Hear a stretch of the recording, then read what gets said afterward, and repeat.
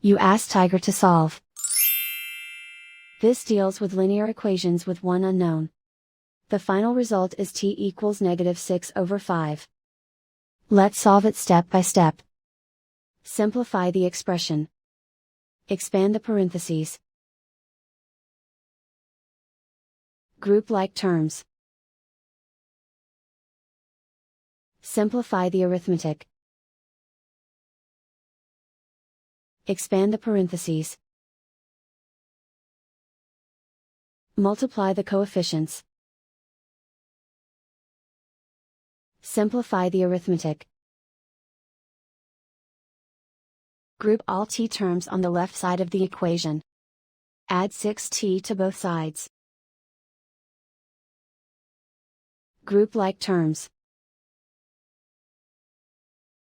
Simplify the arithmetic. Group like terms. Simplify the arithmetic. Group all constants on the right side of the equation. Subtract 3 from both sides. Simplify the arithmetic.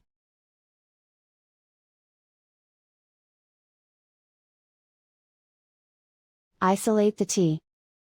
Divide both sides by 5. Simplify the fraction. And so the final result is t equals -6/5.